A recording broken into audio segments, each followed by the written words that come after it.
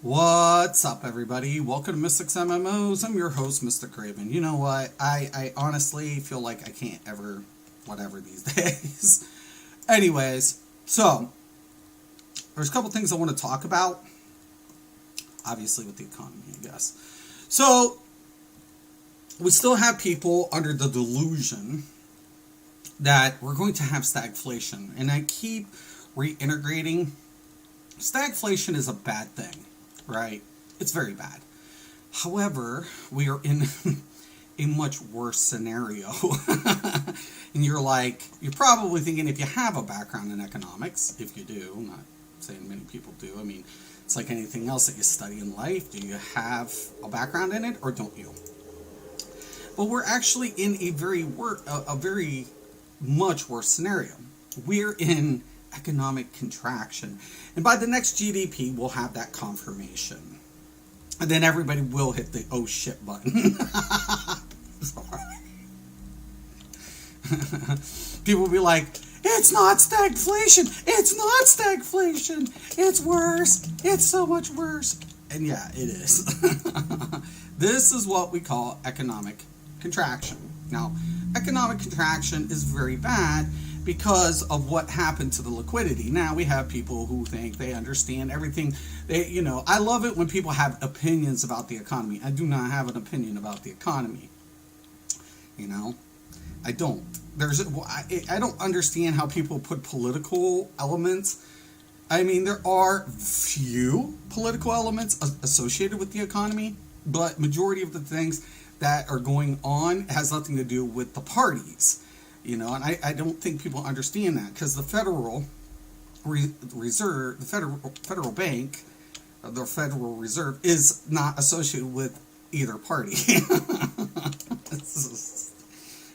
I don't get their logic. Like, when people they're like, I want to talk about the economy. No, you don't.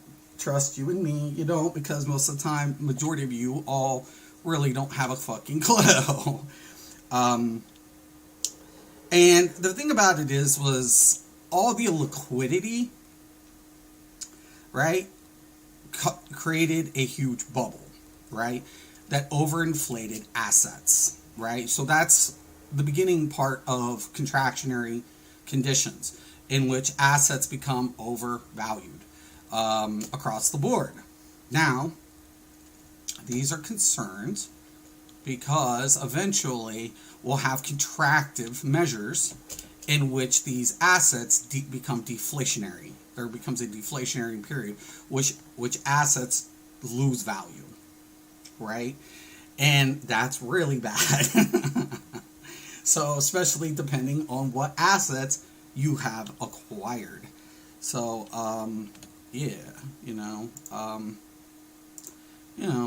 it can be a problem, man. There can be a lot of associated problems. And I don't know. I honestly do not know, what to tell people.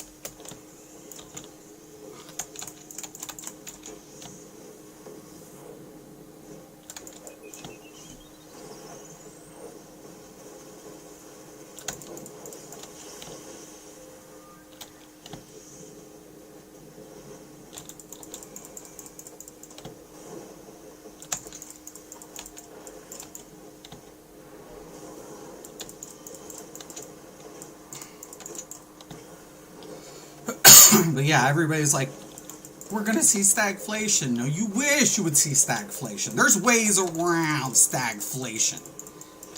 Okay, there are ways around that. The one thing you don't want to see is contraction. But yeah, that's what we'll be going through. In the next GDP, we'll see that. We'll see confirmation.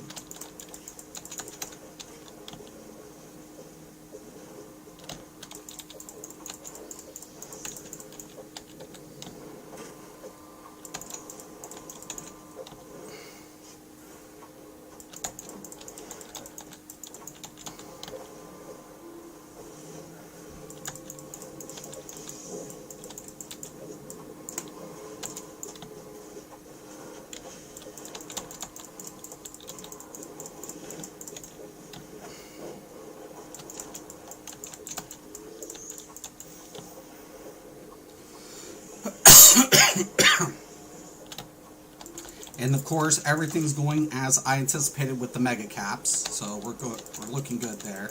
We'll have some bear market bounces, which somebody just fucking gave up and ratted the bears out today. Boo! Boo! Boo!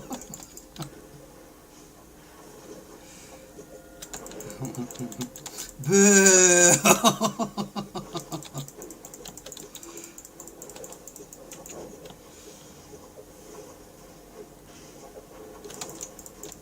I can't do anything in my current condition, my current whatever. And thank God, I guess. I would have exploited all this. I would have if I could, but I can't. So people are like, whoa, blah, blah, blah, blah, blah. I can't. I'm stuck. So only thing I can do is project these days. Well, that's what I used to do, but we do have quite a bit of problems, underlying problems.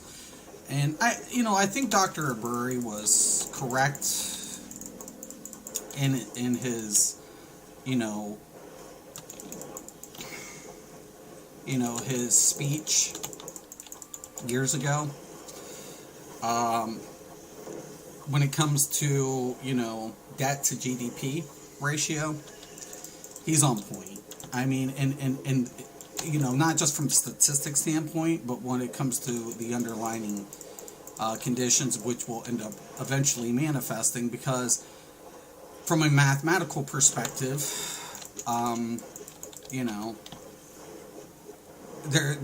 it's inevitability.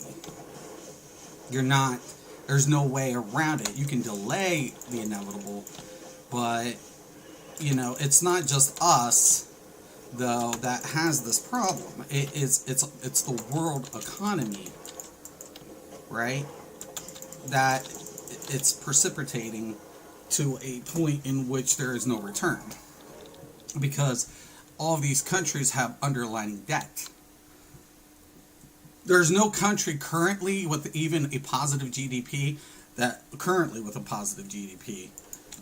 is without associated debt. The question of it is, what's their asset value contributing?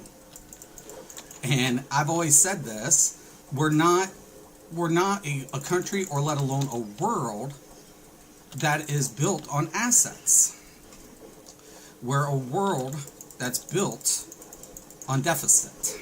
And the unfortunate circumstance, the unfortunate reality, is that we keep propping up assets to justify debt until eventually the law of diminishing returns kicks everybody in the mouth, and there is no return to increase the value of assets. So the only thing we're left with is debt, and a defaulting world economy, not just an American economy. And that is the reality of the scenario.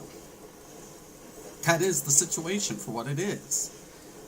I hate to be the bearer of bad. There are a lot. Oh shit! I should have blocked.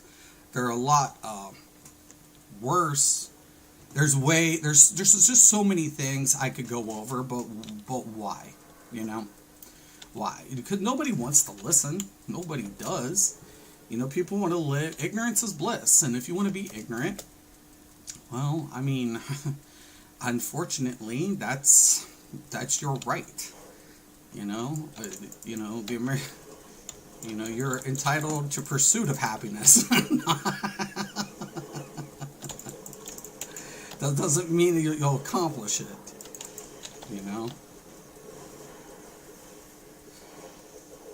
And like I said, I saw flags even in the last election when people were using economic terminology inappropriately. And these are flags. These are huge flags. It's like, you know what? Stay in your lane. Stay in your lane in this one, because now you're using inappropriate terminology and using economics as a weapon, right?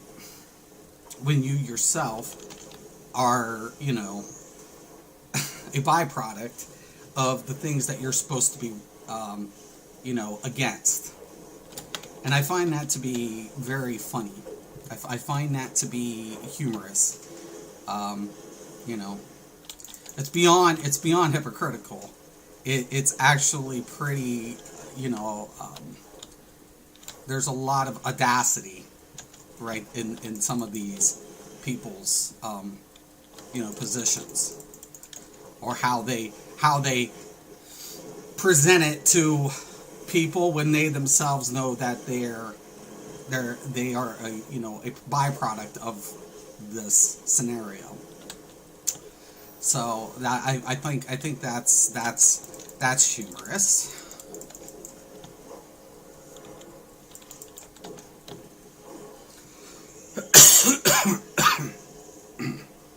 Wow.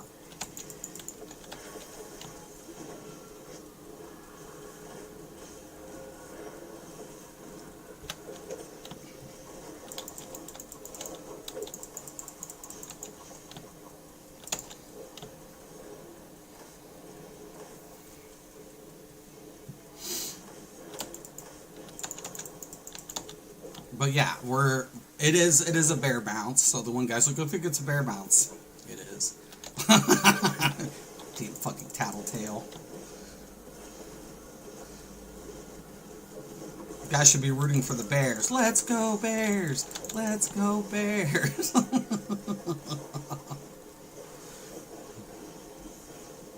So let me tell you, a lot of people are like, what? So you're rooting for the demise of, the American economy? No, actually, quite opposite. I feel at this particular moment, the more we're delaying the inevitable, the worse we're actually, making the situation.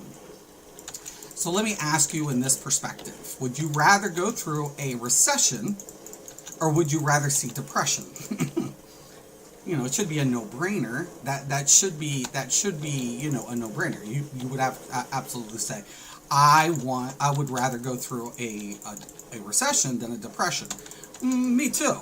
I agree. I totally agree with this. But the problem of it is the more it gets like this ideology of that you're going to be able to pull off a soft landing, which you cannot achieve due to the inflationary conditions that are present, you're actually making it worse. Why?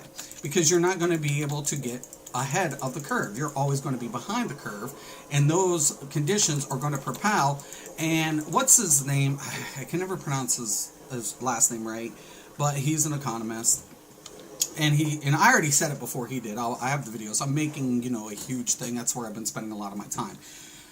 About a potential crisis in which the inflation conditions could exceed the cost of living. And this is true. So the more you dick with it, the worse it can get. That is the problem. That is the reality of the situation. And the more you fuck off with it, right, and say we're these are you're causing a situation to occur that is not it's going to make the problems a lot worse. I say rip the fucking Band-Aid off, right?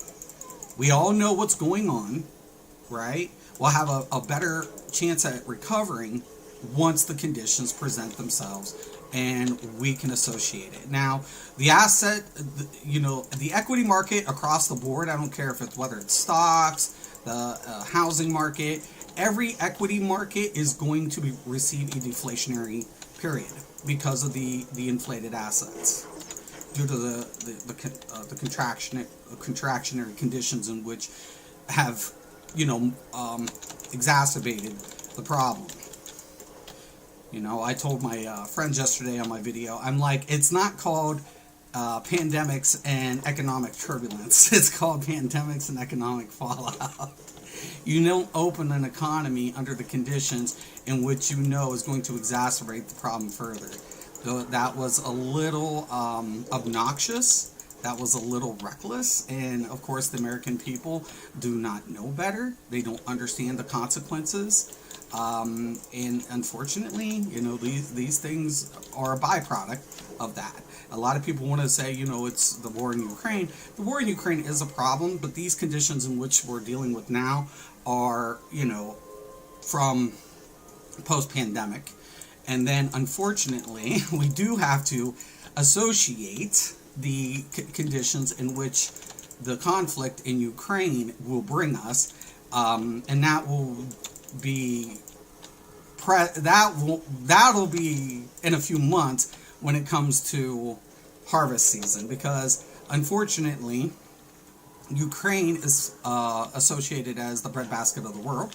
I'm sure everybody has heard that now, meaning a lot of their GDP is in agriculture. A lot of their GDP is wrapped up in agriculture. And how can you harvest when there's conflict going on there? How can you farm? These are problems. And they will manifest. And so that's not even associated at this particular moment, and it will get worse. And I loved it because my friends wanted to talk about, once again, economics, but I've been aware of all these things for years. Like Russia, I was very aware. A lot of people wanted to talk about Russia's crude. And Russia does have a lot of gas. I mean, that's crude. But it was their natural gas is the most abundant form of economic growth. And, in Europe's dependency on their natural gas resources. Because that's the problem. Even if you were to get crude somewhere else, where are you getting your natural gas? Right?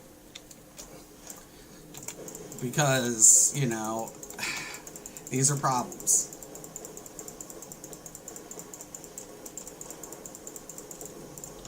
So, yeah. And I said we're gonna see those problems in a few more months. And they will manifest. And they will. But it's not contributing as much as what most people think at this particular moment. It will. That's why I laugh when people want to redirect things politically to a position in which they don't understand the time duration in which these things occur. I've said it before. Imagine you starting a business, and 6 months from now, would you have everything, operating, at maximum capacity? The answer would be no. So, you have to take that same logic and apply it, micro or macro levels. So, yeah. But you can't teach the American people. It's better for, people just to be a little,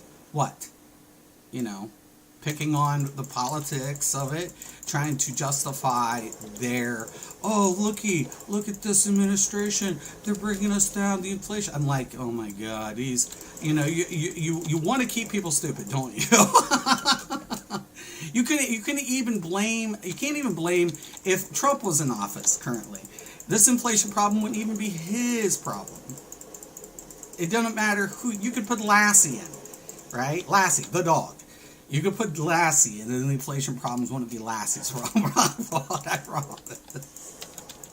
There are certain things like the sanctions. Yes, the sanctions do hurt, but the sanctions are not, we had inflation problems prior due to the liquidity. And you have to understand that. A lot of people go back to the stimulus, but people don't want to go ahead and talk about the bond market going back to, 2008, when we had the housing crisis. We should have had a crash, a huge economic impact during that time. But the feds intervened, right? And because of that, it saved us from that unfortunate result. But it doesn't stop it. It delays it. Why? Because money, you just can't print money and pretend everything's okay now. It's fine, right? No, it's not. Like I'm totally against mortgage-backed bonds. The way they did the bond market in the housing market. I totally am against that. I'm not against corporate bonds. I'm not against bonds. But the housing bonds, I don't know why it was arrogancy to produce that type of product, right? That was just stupid, and it was greed. Okay, there was That's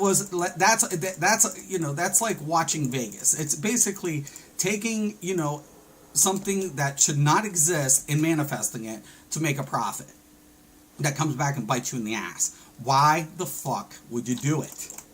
Right? Greed is why. And I do not blame Dr. Murray. I do not blame Dr. Murray for exploiting the scenario because somebody would have. You have to understand that. He didn't make the product. Him and his investors did not make that product. And if he didn't benefit from it, somebody else would have. Because it's the people who abuse the system, right, that end up having to answer for everybody else's situation. It's unacceptable. Let me check out the comments. No comments. But yeah, and I made history.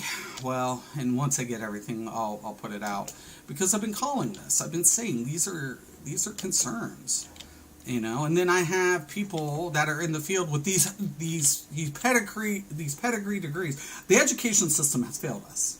You have to understand that. You have to understand in that perspective that the education system has failed us in many ways. We have a lot of people who are working in unrelated field of study because they weren't informed when they were receiving their education, how many people are in a specific field or if there's even that many jobs associated in that field, right? So when people get educated, then they finalize their degree. What's the chances of that specific? Not all. Like if you're going to be a doctor, obviously, medical and legal have, whatever. But even business, depending on what you specialize in, there's association to demand in work-related fields. And I feel like, nobody, because colleges are a business, right? They're a business. They're there. They don't care what you major in. They don't give a fuck. They don't care. They're there to earn a profit, right? They're there to earn a profit. They have board members, all of that. And unfortunately, they don't focus in on trying to actually put people in fields that there are high demands. They don't care what you get a degree in. Once you finalize your degree, and if there's no association or any demand for that degree, then guess what you do? You end up working in an unrelated field of study. And that's a huge disproportion of what's going on, right? Now you have people working in fields in which they are making less than projected, and they have this debt that's hanging over their heads. And this is the scenario that we get, right? So I feel like the education system has become, like I believe in higher forms of education. I do.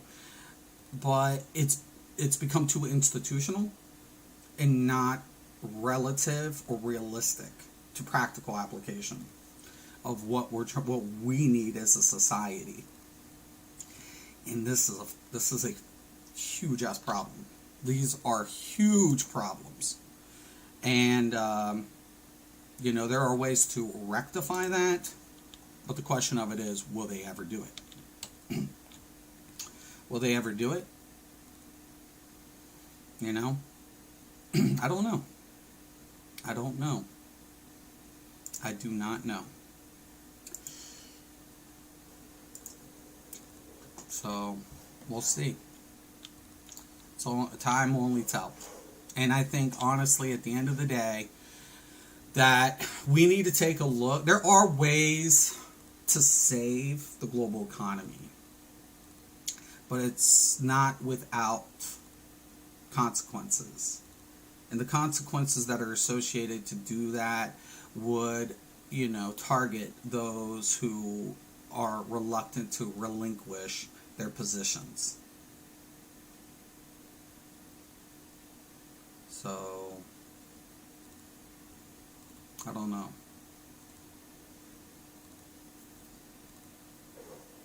And if you are in this, scenario in which you're kind of lost for your personal, financial future, I recommend getting a hold of a financial advisor, especially now more than ever.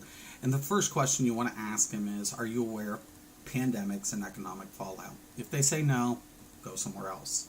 If they say yes, that is a person you want to kind of listen to, as they will explain. And it is a very, very small group of individuals who understand how these scenarios impact the global economy, and especially your best interests.